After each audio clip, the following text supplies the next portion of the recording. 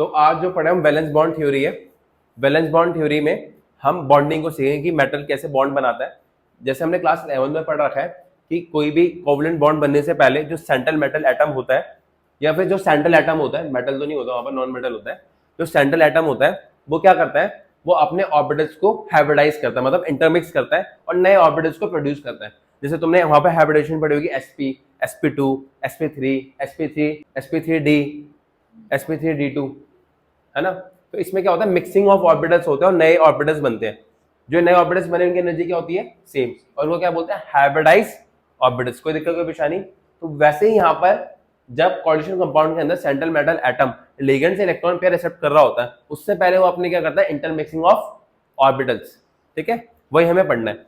और इस इंटरमिक्सिंग के लिए वो कौन कौन से ऑर्बिटल का यूज करेगा, n-1d, ns, np और nd। जैसे फॉर एग्जांपल मैंने क्रोमियम का एग्जांपल दिया तुम्हें। क्रोमियम की कॉन्फ़िगरेशन क्या होती है, इसका एटॉमिक नंबर होता है 24 और कॉन्फ़िगरेशन क्या होती है, 1s2, 2s2, 2p6, 3s2, 3p6, 4s1, 3d5। ये कॉन्फ़िगरेशन आर्गन की है। तो मैं आर्गन क्रोमियम का ऐसे लिख सकता हूँ, क्रोमियम का आर्गन 4s1, 3d। इतना समझ आता है, कोई दिक्कत कोई परेशानी।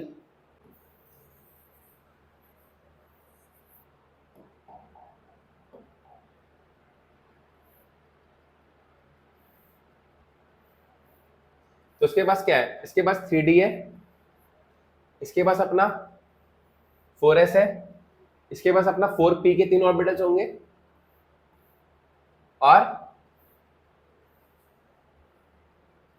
4d होगा, 4s होगा, 4p होगा और 4d होगा। ये समझ आ रहा है। अब ध्यान से समझने की कोशिश करना। मैं तुम्हें एक चीज सिखा देता हूं। अगर कोऑर्डिनेशन नंबर 4 है, अगर कोऑर्डिनेशन नंबर 4 है, तो इसमें दो टाइप की हाइब्रिडेशन हो सकती है। एक होगा sp3 और एक होगा d। sp3 में ये एक s का यूज करेगा और 3, समझ रहे हो, एक s और p 3, कितने ऑर्बिटल्स है, 4। और इसमें किसका यूज करेगा, एक अंदर वाले d का, मतलब एक करेगा n-1d का और एक यूज करेगा s का और एक यूज करेगा, सॉरी, दो यूज करेगा p का। तो दो इसके हो गए, एक इसका हो गया और एक इसका हो गया। कितने हो गए। तो इस केस में जो हाइब्रिडेशन होगी वो dsp2 होगी और इस केस में क्या होगी। अब मुझे कैसे पता चलेगा कब sp3 करेगा कब dsp2 करेगा। ध्यान रखना, ये जब करेगा जब लिगेंड क्या होगा, strong field, sorry weak field. कैसा होगा, वीक होगा। लिगेंड क्या होगा, वीक होगा। सब समझ आएगा, आराम से समझना। और इस ये कब करेगा, जब लिगेंड क्या होगा, स्ट्रॉन्ग फील्ड। क्या होगा, dsp2 कब करेगा, जब लिगेंड क्या होगा, स्ट्रॉन्ग। और sp3 कब करेगा, जब, हमेशा ध्यान रखना, अंदर वाला जब डी यूज होगा ना, जब अंदर वाला डी यूज होगा तब लिगेंड क्या होगा, स्ट्रॉन्ग। क्या होगा, स्ट्रॉन्ग। ऐसे ही हमारे अगर, अच्छा एक और बात बता दी थी मैंने, इस केस में ज्योमेट्री क्या होगी बेटा, इस केस में ज्योमेट्री होगी तुम्हारी टेट्राहेड्रल और इस केस में ज्योमेट्री क्या होगी, स्क्वायर। ठीक है, इतना याद आया। अच्छा एक बार बताओ, इसमें कौन सा डी यूज हो रहा है, अंदर वाला। कौन सा डी यूज हो रहा है, अंदर वाला। तो इसमें जो कॉम्प्लेक्स बनेगा ना, इसमें जो कॉम्प्लेक्स बनेगा उसका नाम होगा इनर ऑर्बिटल। क्या नाम होगा, और इसमें जो कॉम्प्लेक्स बनेगा उसका नाम क्या होगा, आउटर। ये समझ आता है, इतनी कहानी समझ आती है। इसमें अंदर वाला डी यूज है, इसका नाम क्या है, इनर ऑर्बिटल। उसमें बाहर का यूज होगा, इसलिए क्या नाम है उसका। अब मान लो 6 का केस है, 6 के केस में भी दो चीजें हैं। एक हाइब्रिडेशन होगी sp3, d2 मैंने बाद में लिखा है, तो कौन सा डी यूज हो रहा है, आउटर वाला। और दूसरा केस कौन सा है, d2। तो इसमें कौन सा यूज हो रहा है, ये बताओ कि कौन सा इनर ऑर्बिटल कॉम्प्लेक्स होगा, कौन सा आउटर ऑर्बिटल कॉम्प्लेक्स होगा। और सेकंड वाला, इतना समझ आता है। अगर अंदर वाला डी यूज हो रहा है तो लिगेंड कैसा होगा, स्ट्रॉन्ग या वीक, स्ट्रॉन्ग, और बाहर वाला डी यूज हो रहा है तो कैसा होगा, कोई दिक्कत कोई परेशानी आया समझ, ठीक है। अच्छा ज्योमेट्री दोनों की सेम है, ज्योमेट्री इस केस में भी ऑक्टाहेड्रल रहती है और इस केस में भी क्या रहती है,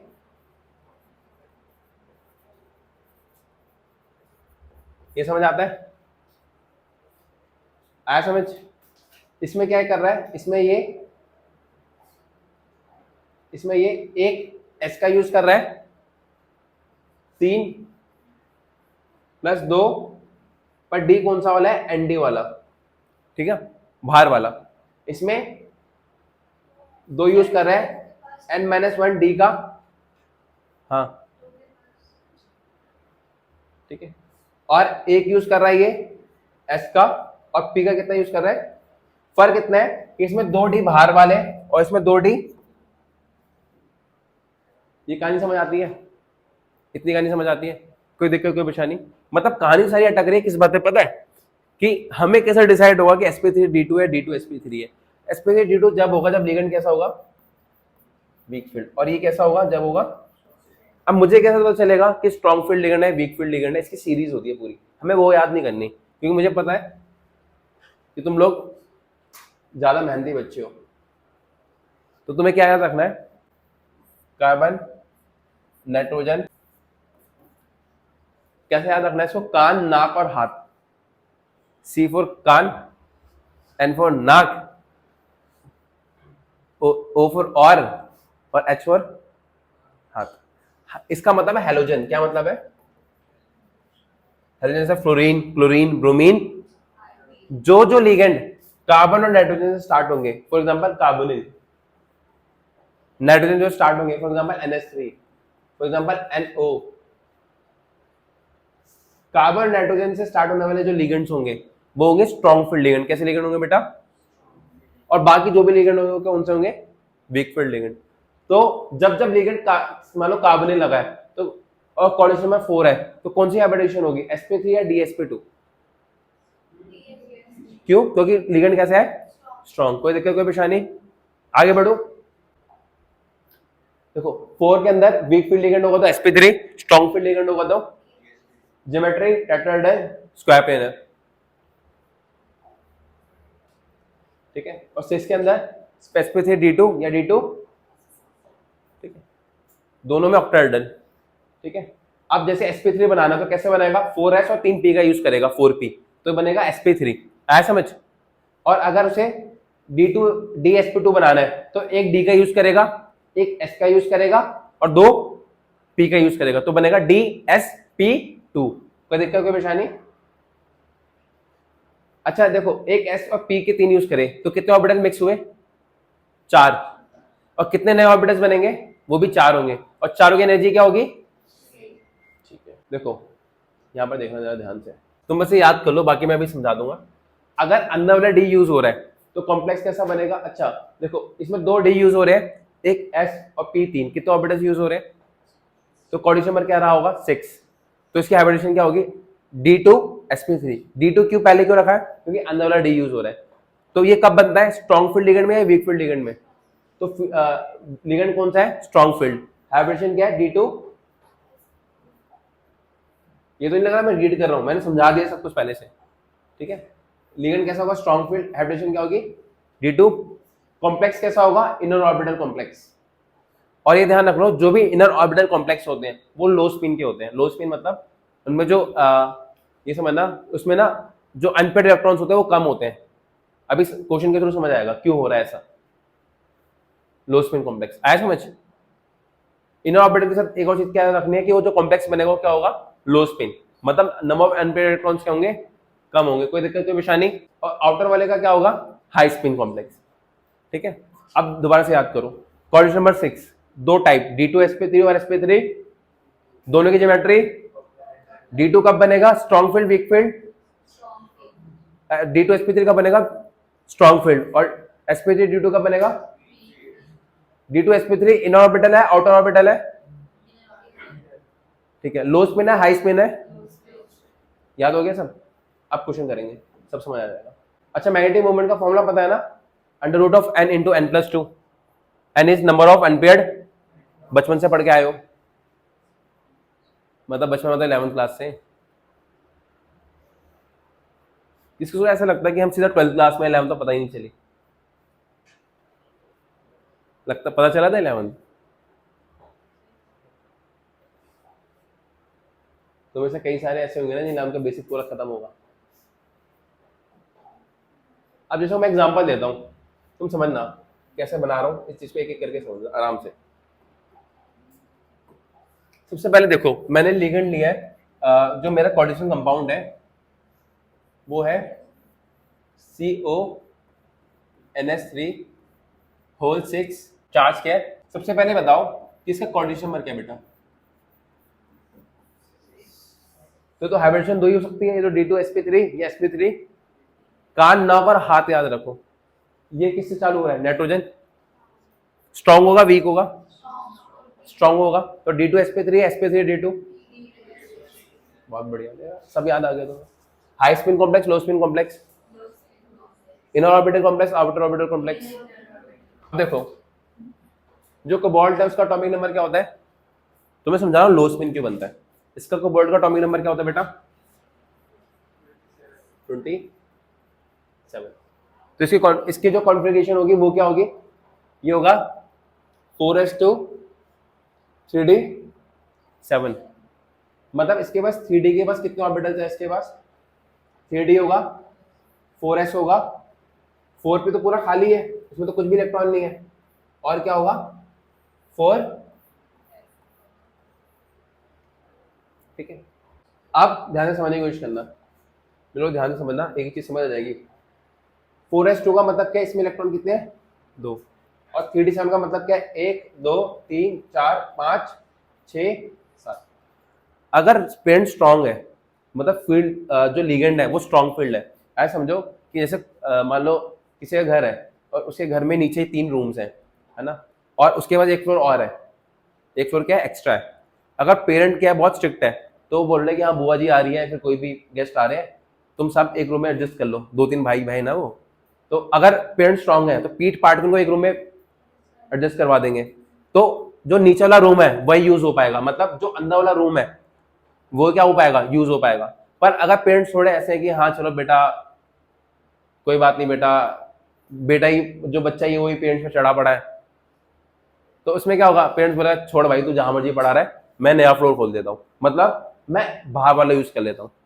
तो पेरेंट या तो स्ट्रांग होगा, या फिर स्ट्रांग होगा तो अंदर ही पेयरिंग करवा देगा, ये बोलेगा भैया ऐसा है उठ, बहुत आराम से पढ़ा हुआ है, आराम से उठ के जरा यहाँ कूद जा, पेयरिंग कर ले, रूम खाली कर, गेस्ट आ रहे हैं। गेस्ट कौन है, लिगेंड के इलेक्ट्रॉन्स। कौन है, अगर पेरेंट स्ट्रांग है तो उठा उठा के पे लेगा, भाई चल साइड हो। ठीक है, आया समझ, कोई दिक्कत कोई परेशानी। हाँ भाई, कोई दिक्कत कोई परेशानी। ठीक है, अच्छा एक और चीज हो गई इसमें, एक गड़बड़ हो गई। हाँ, ये तो कोबाल्ट का हो गया। मुझे ये बताओ इसमें कोबाल्ट का ऑक्सीडेशन नंबर क्या होगा। ये तो कोबाल्ट हो गया, कोबाल्ट का इसमें ऑक्सीडेशन नंबर क्या होगा, +3 का मतलब 3 इलेक्ट्रॉन यहाँ से निकलेंगे, 3 इलेक्ट्रॉन क्या होंगे, निकलेंगे। और जब भी इलेक्ट्रॉन निकालोगे तो सबसे बाहर से निकलता है, सबसे बाहर वाला ऑर्बिटल कौन सा, 4, और 4 में भी 4s। तो कोबाल्ट 3+ की स्टेट कैसी होगी, उसकी स्टेट होगी, देखो इसमें से 3 इलेक्ट्रॉन निकल गए तो 4s खाली हो गया, और 3d क्या हो गया 6, 3d क्या हो गया 6। तो इसका क्या होगा 1 2 3 4 5 6। अब क्या होगा, क्योंकि लिगेंड कैसा है स्ट्रांग, तो क्या करेगा बेटा, बहुत शांति से बैठ ले, जरा पेयरिंग कर ले, है ना, क्योंकि गेस्ट आ रहे हैं, गेस्ट को इलेक्ट्रॉन रखना, सामान रखना, भाई गेस्ट अपना मस्त रहेंगे, है। तो इसने क्या करा, चल बेटा तू जरा इधर पेयरिंग कर, तू जरा इधर पेयरिंग कर। तो इसने अंदर वाला ऑर्बिटल को क्या करवा दिया, खाली करवा दिया। तो ये तो हो गया ग्राउंड स्टेट, ग्राउंड स्टेट मतलब ये चुपचाप बैठा था। अब जो पेयरिंग हुई है वो इसकी एक्साइटेड स्टेट, कौन सी स्टेट है। अच्छा एक बात बताओ, इसमें नंबर ऑफ इलेक्ट्रॉन्स पहले ज्यादा थे अनपेयर्ड, जब पेयरिंग हो गई तो नंबर ऑफ अनपेयर्ड इलेक्ट्रॉन्स क्या हो गए, कम हो गए। तो कॉम्प्लेक्स कैसा होगा, लो स्पिन होगा हाई स्पिन होगा, लो स्पिन होगा ना, नंबर, क्योंकि जो स्पिन है वो डिपेंड करता है नंबर ऑफ अनपेयर्ड इलेक्ट्रॉन्स पे। फॉर्मूला पढ़ा ना, under root of n into n+2। तो जितने कम अनपेयर्ड इलेक्ट्रॉन्स होंगे उतना कम स्पिन होगा। तो समझ आ रहा है, इसमें पेयरिंग होने की वजह से इसका कॉम्प्लेक्स क्या कौन सा हो जाता है, ये लो स्पिन कॉम्प्लेक्स। आया समझ, कोई दिक्कत कोई परेशानी? अब समझ आया कि इनर ऑर्बिटल कॉम्प्लेक्स क्यों लो स्पिन है, समझ आ गया, फंडा क्लियर हुआ। तो जैसे इसने पेयरिंग कराई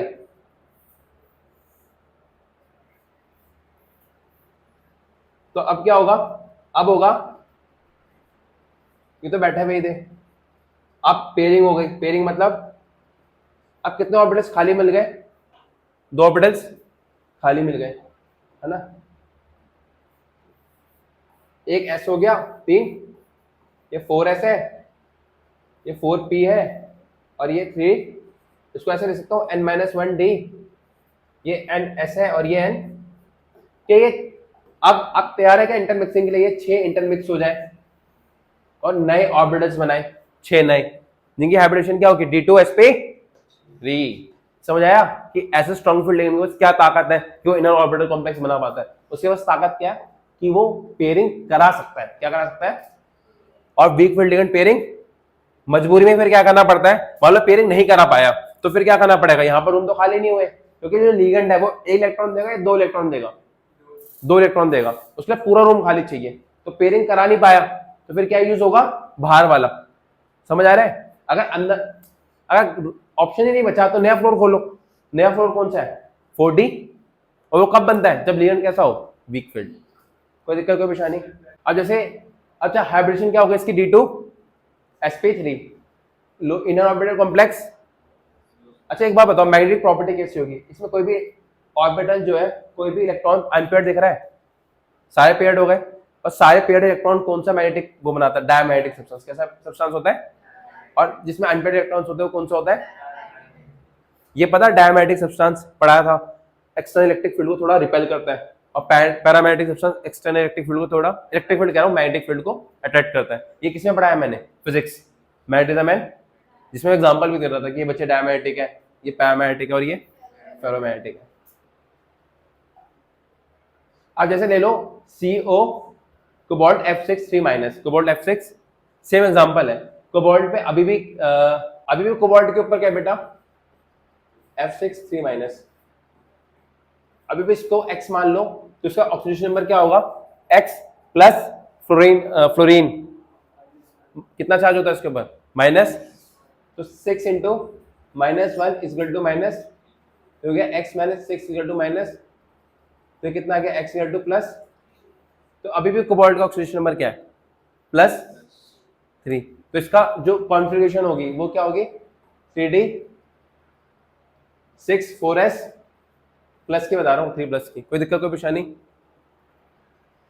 3d6 का मतलब क्या है, 1 2 3 4 5, s p के 3 और d के 5, 1 2 3 4 5। अब ये बताओ 3d6 का मतलब तो यही है ना कि 1 2 1 1 1 1, 6 हो गए टोटल। समझ आया? अब एक बताओ, अब लिगेंड कैसा है, वीक है स्ट्रॉन्ग है, वीक है। हैलोजेंस क्या बताया था मैंने, वीक, बस कार्बन नाइट्रोजन वाले क्या याद रखने हैं, स्ट्रॉन्ग। कान नाक और, कान पहले आता, नाक आता फिर और हाथ, कान नाक और हाथ। कान नाक स्ट्रॉन्ग है, हाथ वाले, ठीक है। आप समझो, क्योंकि फ्लोरीन एक वीक फील्ड लिगेंड है, क्या पेयरिंग करा पाएगा, तो जो कॉम्प्लेक्स होगा उसमें नंबर ऑफ अनपेयर्ड इलेक्ट्रॉन्स क्या होंगे, ज्यादा होंगे, तो कॉम्प्लेक्स क्या होगा, लो स्पिन या हाई स्पिन। और डी कौन सा यूज होगा, अंदर वाला या बाहर वाला, तो कौन सा, आउटर ऑर्बिटल कॉम्प्लेक्स। अच्छा क्या ये डायमैग्नेटिक होगा, पैरामैग्नेटिक होगा, क्यों, क्योंकि इसमें नंबर ऑफ अनपेयर्ड इलेक्ट्रॉन्स है। कॉन्सेप्ट समझ आ गया, बस यही है वीबीटी थ्योरी, खत्म हो गई वीबीटी, ठीक है। तो हाइब्रिडेशन होगी sp3d2, ज्योमेट्री होगी ऑक्टाहेड्रल, मैग्नेटिक प्रॉपर्टी क्या है इसकी, पैरामैग्नेटिक, और कॉम्प्लेक्स क्या, आउटर ऑर्बिटल और हाई स्पिन कॉम्प्लेक्स। कोई दिक्कत कोई परेशानी, कोई दिक्कत कोई परेशानी? एक लास्ट एग्जांपल देख लो, इसका देख लो NiCl4, ये कौन सा है, कोऑर्डिनेशन नंबर इसका क्या है, इसका कोऑर्डिनेशन नंबर क्या है, 4। इसमें 2 हाइब्रिडेशन है, ये तो dsp2 या फिर sp। dsp2 कब होगा, जब स्ट्रॉन्ग फील्ड लिगेंड होगा। इसमें स्ट्रॉन्ग फील्ड है, वीक फील्ड है, वीक फील्ड है, तो dsp2 होगा या sp3 होगा, sp3 होगा। Outer orbital complex, inner orbital complex, लो spin complex, high spin complex, ठीक है। अब देखो NaCl4 है, मैं सीधा बता देता हूँ इसका ऑक्सीडेशन नंबर क्या होगा, +2। सॉल्व कर लोगे, करके दिखाऊं? तो इसका +2 आया, तो इसका 4s, इसका एटॉमिक नंबर कितना होता है 28, मतलब 3d8 4s2। और 3d Na+2 का मतलब क्या है, जो 2 है वो चला जाएगा तो बचेगा 3d8। तो 3d8 कैसे होगा, 1 2 3 4 5 ऑर्बिटल्स है, पहले 5 में एक एक डाला, फिर 3 की पेयरिंग करा दी, ये 2 बच गए, ठीक है। अब +2 में 4s से इलेक्ट्रॉन चला जाएगा, सिर्फ क्या होगा 3d8। तो इसमें क्या हुआ, सिर्फ क्या बचा हुआ है 3d8। बट लिगेंड कैसे है, वीक फील्ड, कैसे है, तो इसकी पेयरिंग नहीं करा पाएगा, तो कौन सा यूज करेगा, एस और ही। तो इसकी हाइब्रिडेशन क्या होगी, sp3। ज्योमेट्री क्या होगी, मैग्नेटिक मूवमेंट कैसे निकलेगा, अच्छा पैरामैग्नेटिक होगा डायमैग्नेटिक होगा, पैरामैग्नेटिक होगा। कॉम्प्लेक्स कैसा होगा, हाई स्पिन कॉम्प्लेक्स। और मुबारक हो, वीबीटी खत्म होता है।